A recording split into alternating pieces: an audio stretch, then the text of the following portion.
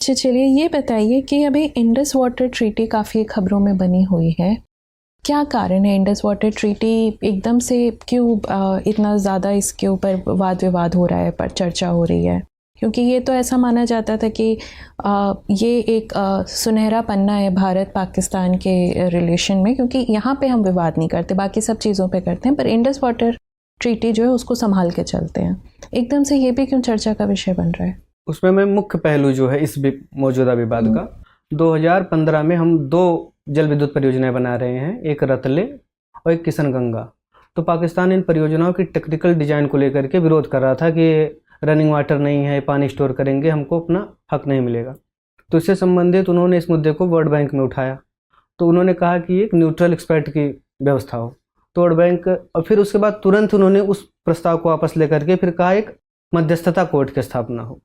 तो भारतवर्ष ने कहा, और फिर भारतवर्ष ने भी कहा कि एक न्यूट्रल एक्सपर्ट पैनल बनाया जाए। तो फिर बाद में ये एक ही मुद्दे के लिए 2 जो मैकेनिज्म थे। तो 2016 में वर्ल्ड बैंक ने कहा कि आप लोग खुद समाधान कर लीजिए तो ज़्यादा बेहतर होगा। तो 17 से 22 तक भारत सरकार हमेशा सिंधु जो स्थायी कमीशन था उसमें पाकिस्तान को आमंत्रित किया, लेकिन वो अनुपस्थित रहा। वर्तमान में भी हाल ही में वर्ल्ड बैंक ने इन दोनों के लिए अध्यक्ष की नियुक्ति कर दी है।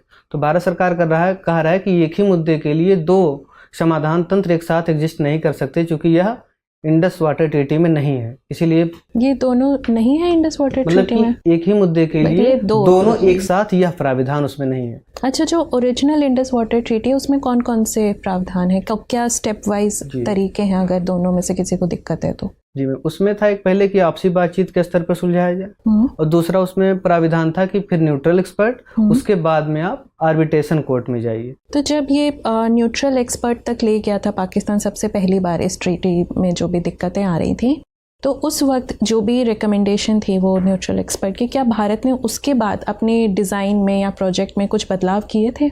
नहीं मैम, उसका गठन ही नहीं हुआ था। पाकिस्तान ने प्रस्ताव वापस ले लिया, फिर आर्बिट्रेशन कोर्ट की मांग मतलब अभी तक भारत ने अपने जितने भी हाइड्रो इलेक्ट्रिक प्रोजेक्ट है उनसे कोई छेड़खानी नहीं की है? नहीं, उस पर अभी नहीं हुआ है कुछ विशेष। ठीक है।